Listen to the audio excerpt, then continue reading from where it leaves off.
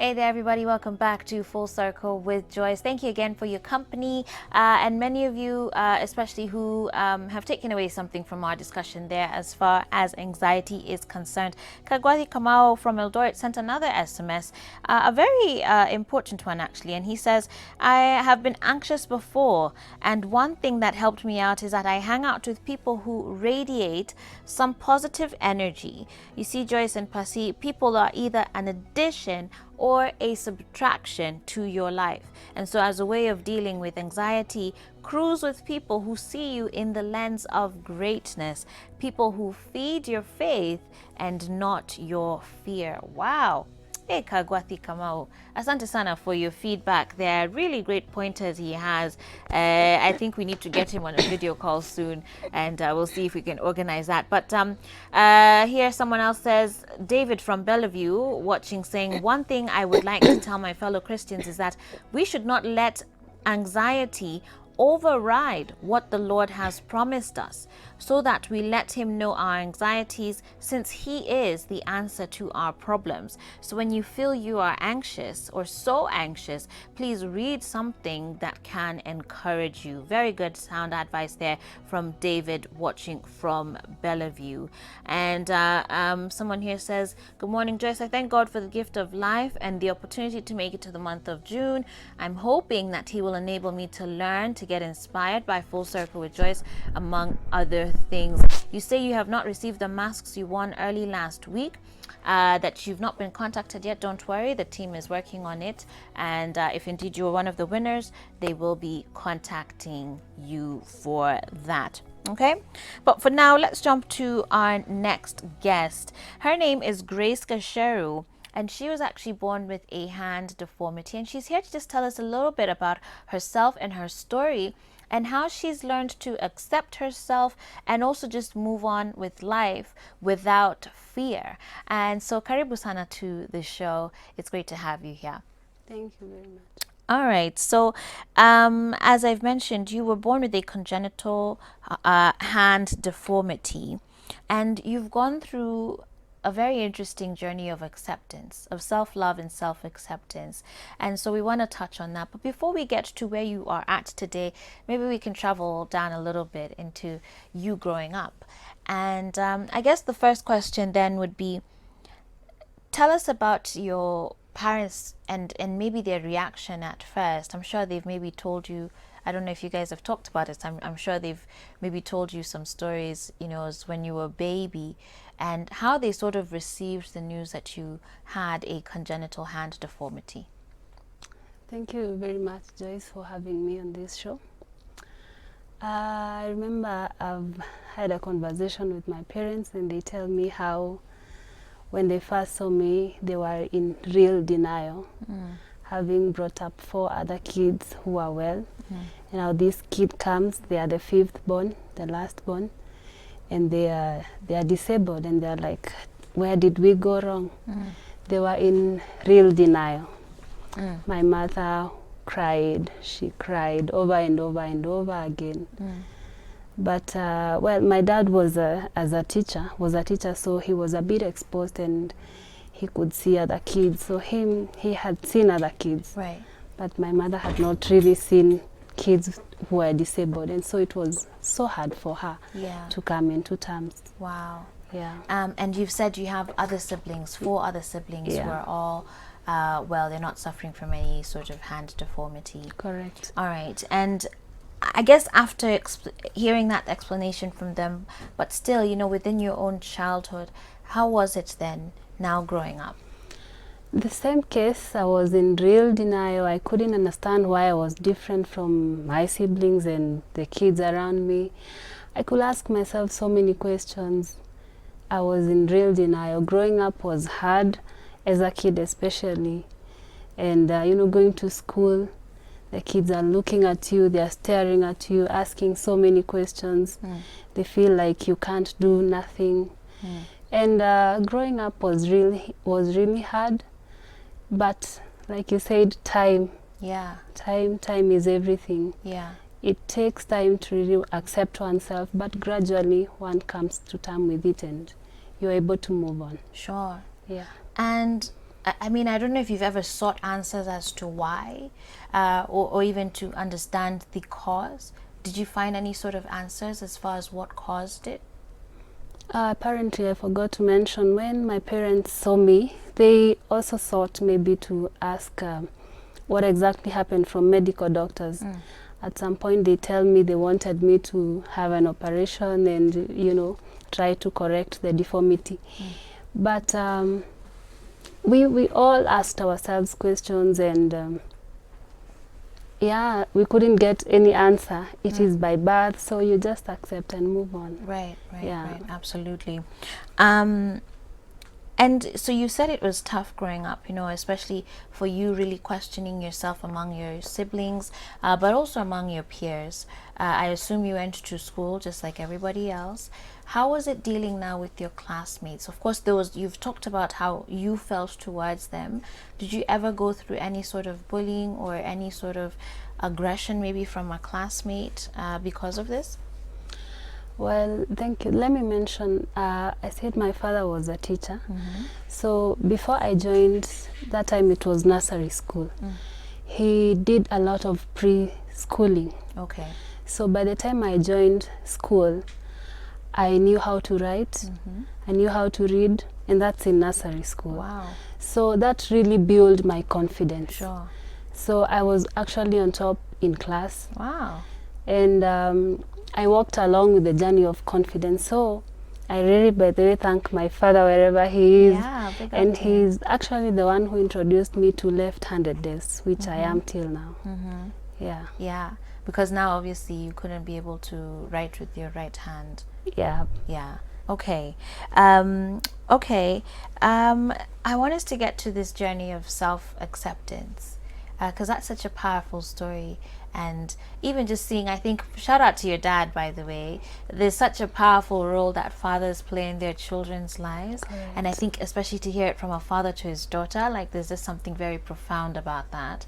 As far as giving you even just the confidence to be you and to accept that if this is how God made you, he did it for a reason and he loves you just the same. Yeah. So talk to us about this journey of self-acceptance. When did it begin? I remember I was in class 4. My mother reminded me of this. And on many occasions, my parents would find me just comparing both of my hands, you know, innocently trying to look at both of them and, you know, trying to notice the differences. Counting my fingers, I realized this has 5, this has 4. And one day they decided that we visit a children's home, one that hosts kids with disabilities. And when we went there, that was a life-changing moment for me. I saw kids who couldn't walk, who couldn't hear, who couldn't speak, you know, with all kinds of disabilities. And that was the life-changing moment for me, because I now started accepting myself. And that's when I realized, oh, I'm even better, you know. That was the life-changing moment. And that's why now I started walking this journey of accepting myself, trying to do things by myself. And you were in class 4 at that time? Yes, yes. Wow. Yeah, and that's when my mother introduced me to doing house duties by myself, one by one. She could teach me to wash a thermos, wash a dish, you know, do everything. Right. And right now I do everything by myself, including washing clothes. Well done. Yeah. So your mom now at least also, it seems like this journey was for her too. Yes, yes. In many ways, she's also come around and was able to fully Very accept much, this. very much. To the point of teaching you how to do everything. Exactly. That's really fantastic. And to those who, I think the beauty with you is that you started this journey from a young age. So that by the time you were in your teens, I guess, and your young adulthood, you already had sort of established that confidence, right? Correct. Were there any points, even after this journey had begun and you had, you know, learned how to be independent on your own, where that confidence was shaken? Yeah, I remember a particular moment. That was after I think I completed Form 4. And you know, this time when now you start taking these short courses before joining maybe campus or college. And I went, I really loved driving. I had seen my brother drive, and I really admired him, and I wanted to take a driving course. So little did I know that my disability at that time could bar me from taking the driving course. So when I went to be administered at the driving school, I don't know what exactly happened, but I was turned down. Yeah. So Which it was is a not real okay today. It's not okay yeah, today. Yeah. Yeah, you cannot do that. Absolutely. Correct. Were you able to, you know, confront the school about it? No, recently when I knew that actually I should do driving, because after going through an assessment and I passed, now I took my driving course. Actually, I am now taking a driving course as we talk now. Okay, well done. How is it? It's Easy nice. barabaras in Nairobi. It's very nice. It's the challenge. It's challenging, but I like it. Good, good, Yes, yes. good. How is it now? Sort of, you know, you've gone through this journey since you were in Standard 4, really learning to accept yourself, to build this confidence. Now when you walk before people or when you meet new people, how do you sort of carry yourself? I'm just curious to see you in that setting. How do you present yourself? How do you carry yourself? Joyce, let me just be sincere with you. Meeting new people, going to new environments is not easy. Yeah. Sometimes you're not sure how people will take you. And especially for my disability, sometimes one may not notice. We may encounter with you for the first time, and then you'll not notice. Then the second time you're asking me, what happened? And I tell you, even last time I was like this. Yeah, so it's not easy facing new environments. But one thing I always do, and maybe I would just like to tell my fellow PWDs, wear your confidence, put on your best shoe, walk in confidence, and do not walk in fear like the previous session was saying. Be bold. Yeah. That is all that counts. Absolutely. Yeah. Especially when you remember God's word, which says that you are fearfully and wonderfully made. Exactly. Deformity or not, big, fat, tall, white, black, you are fearfully and wonderfully made in the image of God himself. Exactly. I mean, that's a very powerful realization. Exactly. And so for any PWD out there, just, you know, I hope you take her story as true encouragement for you. And you guys are welcome to send in your feedback to her and your love as well as she continues sharing her story here with us. I'm going to be getting to your comments here in just a bit. 2229999, sorry, is the SMS line. But Grace, as we continue this conversation, your parents have played such a critical role in who you are today. And I want you to speak to parents of children with some sort of disability and they're still trying to accept their children. I think from your story, it's very clear to see how much that positive love and influence from a parent can really change the trajectory of someone's life and how they view the world and view themselves. So what's the one thing you would tell a parent with a child with a disability? My word to the parents of children with disability is love your kids, give them the attention they require. They may require more attention maybe than other kids. Equip them especially with the love of God. But again, take care of them, but again, don't be too tight. Don't hold them so tight. Yeah, don't be overprotective. Yes, yes. Sometimes release them, and then when they're going to fall, hold them. It's important. It will make them hard from the word go. Okay. Yeah. And to anyone else living with any sort of disability, a child, a teenager, a young adult, what are some of the biggest lessons you've learned in your journey so far, or the one thing that you'd like to encourage them about this morning?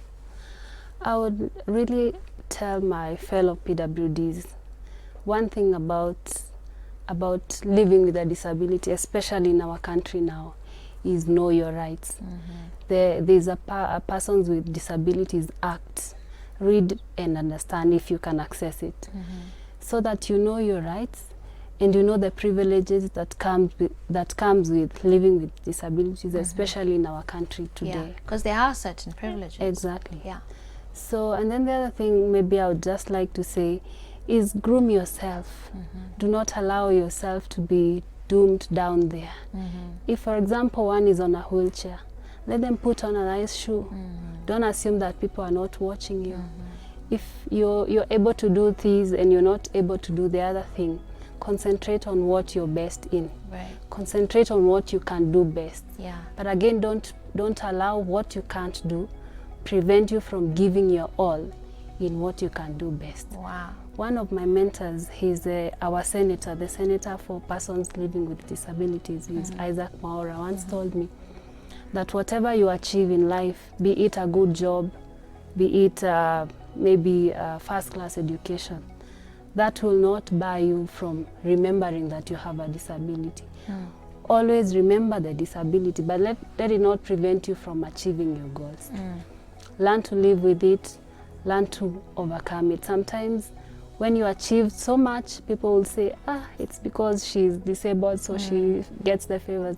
Again, when you maybe tend not to achieve as people would perceive it, It's they still will because still, you. exactly. Yeah. So do your thing, give it your best. Yeah. Wachana na watu. Exactly. Yeah. Yeah. And I love what you're saying about putting your best foot forward. And even the fact that, you know, because you're so beautiful and you're so radiant and she's super well dressed. That's the first thing I complimented her on when she came onto set.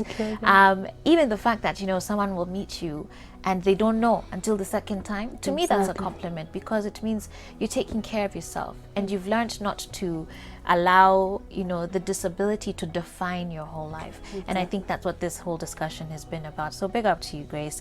Someone here just saying, following advice to all PWDs, let no disability determine your ability. Another says, good morning, Joyce. I'm Marianne from Mombasa, always loving your show, big time. And today, overcoming disability segment is awesome. Kudos to Grace for her confidence. Alafu anauliza mbona hizo masks hazifiki Mombasa. Jamani, tumewekwa cessation na lockdown. So unless you can come and collect it or have someone who can collect it, unfortunately that's the reason we're not doing it outside of Nairobi at the moment.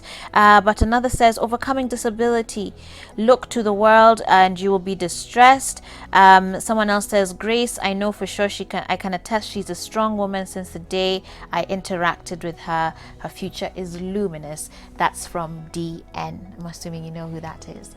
All right. Well, thank you very much for coming on to the show. We do appreciate you. And with that said, we need to take a break. And when we come back, we'll still have more lined up here on Full Circle for you. Stay tuned. I'll see you at the top of the hour.